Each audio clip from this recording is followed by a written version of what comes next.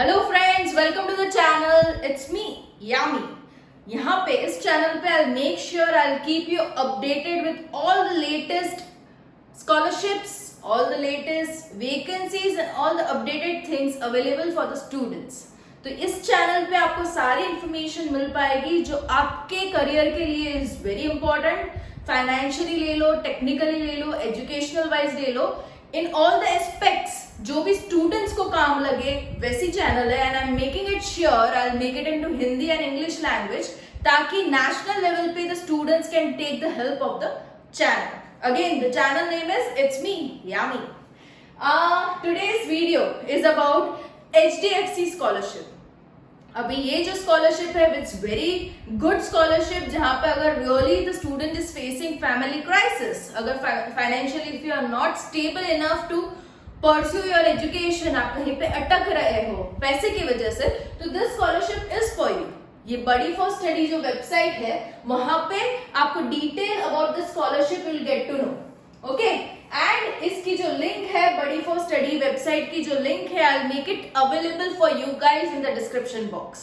तो make sure you visit the website and know more into detail. Further I will tell you the eligibility criterias and benefits of the scholarship.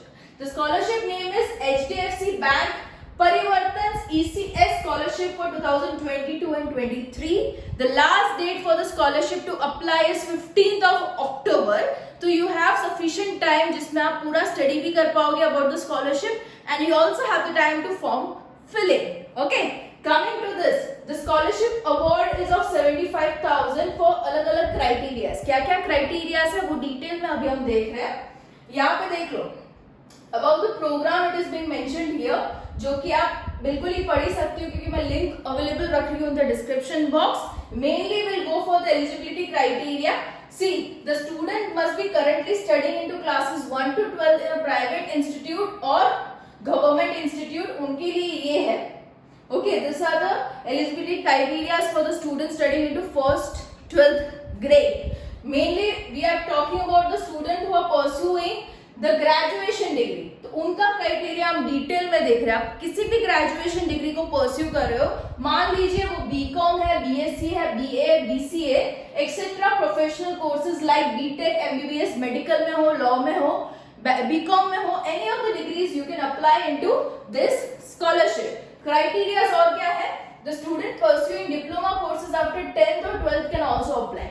Degree वाले भी नहीं, सिर्फ diploma वाले भी are also eligible for applying into the scholarship. Next, the applicants must have passed the previous qualifying examination with at least 55%. आपकी जो भी previous, अगर आप मान लीजिए कोई ग्रेजुएशन कोर्स में हो तो आपके 12th में एटलीस्ट 55% होने चाहिए. अगर आप कोई डिप्लोमा कोर्स में हो तो आपके 10th में एटलीस्ट 55% होने चाहिए, तभी आप एलिजिबल हो. The family income, annual family income must be less than equal to 2.5 lakhs. Family income का मतलब हर एक मेंबर जो भी फैमिली में कमा रहा है, the one who is earning, मिला के the income should be 2.5 lakh से कम, तभी you are eligible.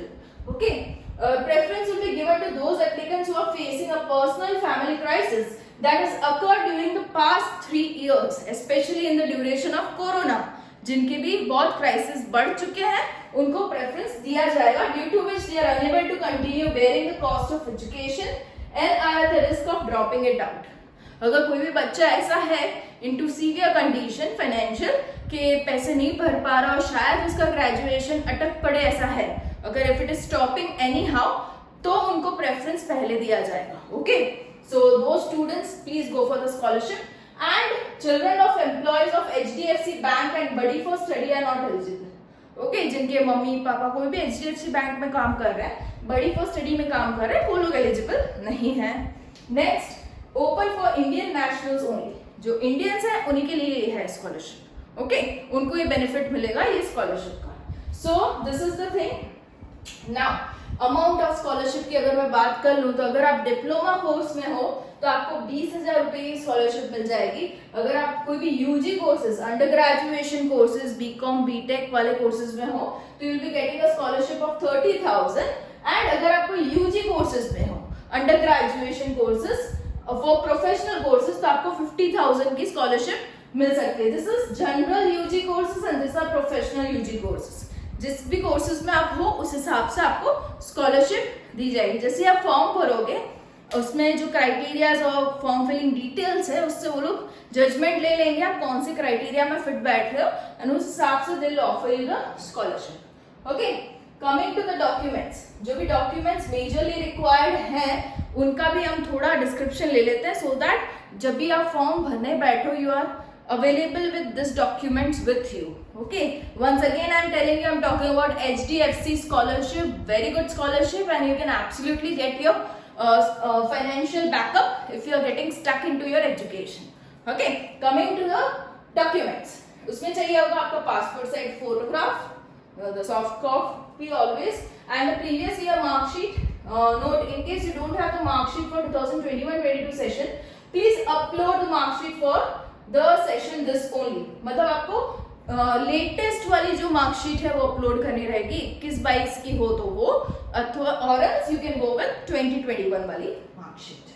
Identity proof में आपको चाहिए होगा आधार कार्ड, वोटर आईडी या तो driving licence, either of the one, 3 option दिए उनमें से कोई भी एक आपका चलेगा। करंट ईयर एडमिशन प्रूफ, आप अभी कौन से ग्रेजुएशन कोर्स में हो उसका एक प्रूफ चाहिए होगा। सो फी रिसिप्ट आप लगा सकते हो, एडमिशन लेटर लगा सकते हो, इंस्टीट्यूशन आईडी लगा सकते हो, बोनाफाइड सर्टिफिकेट 21-22 का ले सकते हो। तो this are the option given जिससे प्रूव हो सके कि आप किसी ग्रेजुएशन कोर्स में you are enrolled into that. Okay, so applicant bank passport cancelled cheque information will also be captured in the application form. Okay, तो आपको बैंक का पासबुक भी चाहिए होगा, कैंसल्ड चेक भी आप लगा सकते हो सो दैट जो भी मनी ट्रांसफर हो उसमें आपकी बैंक डिटेल्स वो लोग ले सके। This is for that purpose. Income proof, any of the 3 proof given below, आप या तो income proof issued by the gram panchayat, ward councillor और सरपंच, इनमें से किसी का भी लगा सकते हो, और income proof issued bye SDM, DM, CO और तहसीलदार। ओके, तो this is all government officials which issue the income certificate, तो वहां से आप ले सकते हो, और affidavit of that. Okay, in short बताना है कि आपकी फैमिली इनकम 2.5 लाख से कम है, उसके लिए एक डॉक्यूमेंट चाहिए होगा, तो उसमें आप तीनों में से कोई भी एक डॉक्यूमेंट ले सकते हो। Proof of family personal crisis if applicable, तो आपको अलग से फॉर्म में एक जगह दी रही होगी जहां पे आपको मेंशन करना रहेगा कि really your family is facing a family crisis जिसकी वजह से you are in a need of a scholarship. Okay, तो वो भी आपको प्रूफ हो सके तो बिल्कुल ही लगाना, और you can have the description written on it. Okay, आप लिख भी सकते हो उसमें। How can you apply? So ये अप्लाई नाउ का बटन इसी में है, जो कि मैं लिंक अटैच करूंगी डिस्क्रिप्शन बॉक्स, वहीं से आप जा सकते हो फॉर द अप्लाई। देख लो डेडलाइन यहाँ पे भी लिखी है, that is 15th of October, तो ध्यान से पूरा स्टडी करके you can go and you just need to have this done. Apply now. तो जैसे ही आप अपना login डालोगे, you can log in with your email ID, you can log in with your mobile number. Mobile number is always easy because उसमें OTP से easily हो जाता है। Once you are logged in, आपकी ये details आपको भरने को आएगी, that is students personal details, fill correct details of students only. आपको अपनी ही डिटेल भरनी है, पापा मम्मी की नहीं, अपनी खुद की भरनी है, because you are taking scholarship for your own self, right?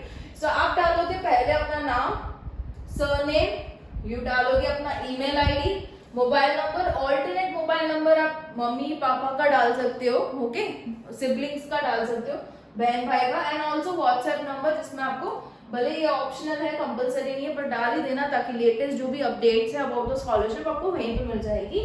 Next is your date of birth, gender, Aadhaar card का जो नंबर है वो डालो, फैमिली इनकम आपको पता ही है क्राइटेरिया इसका क्या है, 2.5 लाख से कम फैमिली इनकम होनी चाहिए, वो क्राइटेरिया ये फॉर्म ओपन होने से पहले ही आपका चेक हो जाएगा। ओके, जैसे ही आप लॉगिन करोगे आपको पूछा जाएगा आप ग्रेजुएशन डिग्री में हो, आपने 10th या 12th पास किया है, और आपकी फैमिली इनकम कितनी है। तीनों ही क्राइटेरिया अगर सेटिस्फाई हो रहे हैं तब भी आप ये एप्लीकेशन फॉर्म को अप्रोच कर पाओगे। ठीक है, तो आपको डालनी रहेगी अपनी family income, personal with disabilities है या नहीं वो बता दो, पेरेंटल स्टेटस, सिंगल पेरेंट है, मम्मा नहीं है या पापा नहीं है तो सिंगल डालो, दोनों ही है तो दोनों का डालो, एंड नंबर ऑफ सिबलिंग्स जितने भी है वो डाल दो। परमानेंट एड्रेस आपको सही से डालना रहेगा विद द पिन कोड, ताकि जो भी डॉक्यूमेंट डिलीवरी हो सही से आपके घर पे पहुंच जाए। नेक्स्ट आएगा आपका education detail. Okay, education detail में आपको डालना रहेगा अपना, अगर आप ग्रेजुएशन कर रहे हो तो उसकी डिटेल, 12th क्लास की डिटेल सही से डालनी रहेगी. देन आपकी फैमिली मेंबर्स जो भी हैं उनका टोटल एनुअल इनकम कितनी, एनुअल इनकम बार बार ये लोग फॉर्म में पूछ रहे हैं. द रीजन ओनली आप सही में एलिजिबल हो या नहीं वाली क्राइटेरिया आपकी चेक करनी रहती है, तो वो चीज आपको यहाँ पे डालनी है. अगर आपका कोई गार्डियन है, अगर मम्मा पापा आपको आपके साथ नहीं है, आप किसी गार्डियन के साथ रह रहे हो, तो उनकी भी डिटेल आपको डालनी रहेगी. Next is the documents. Okay, please complete your education details before proceeding to the document section. जैसे आप अपने एजुकेशन डिटेल्स डालोगे उसके बाद डॉक्यूमेंट्स अपलोडिंग आएगा, क्योंकि मान लीजिए अगर आपने डिप्लोमा कोर्स कर रहे हो, आप 10th का डिटेल डाल रहे हो तो आपकी 10th की मार्कशीट आपको अपलोड करनी रहेगी. सिमिलरली अगर आप बीकॉम, बीए और एल्स बीटेक वगैरह ग्रेजुएशन कोर्स परस्यू कर रहे हो तो आपको 12th की डालनी रहेगी. ओके, तो डॉक्यूमेंट डालना तभी रहेगा जब आप एजुकेशन डिटेल डालोगे. ठीक है, अगर आपकी कोई रेफरेंसेस है वो आपको डालने रहेंगे. 2 रेफरेंसेस, कौन कौन से रेफरेंसेस आप डाल सकते हो आपके एजुकेशनल बैकग्राउंड में. लाइक अगर स्कूल में आप पढ़ के आए हो तो स्कूल के कोई टीचर है उनका रेफरेंस डाल सकते हो. आप कॉलेज में पढ़ रहे हो, कॉलेज के प्रोफेसर्स का रेफरेंस डाल सकते हो. ये रेफरेंस क्यों काम लगते हैं, ताकि वो लोग कांटेक्ट कर पाए और पूछ पाए कि सही में ये स्टूडेंट आपके वहां पढ़ रहा है या नहीं, और ये स्टूडेंट का रिपोर्ट कैसा है. ओके, तो वो लोग क्रॉस चेक कर पाए, इसलिए ये लोग रेफरेंस मांगते हैं. 2 रेफरेंस मिनिमम उनको चाहिए होता है. ठीक है, उसके बाद आपको डालनी रहेगी आपकी बैंक डिटेल्स, ताकि अगर आपको स्कॉलरशिप ऑफर की जाए तो कौन से बैंक अकाउंट में डालना रहेगा, उसके लिए बैंक डिटेल्स आपको डालना जरूरी है.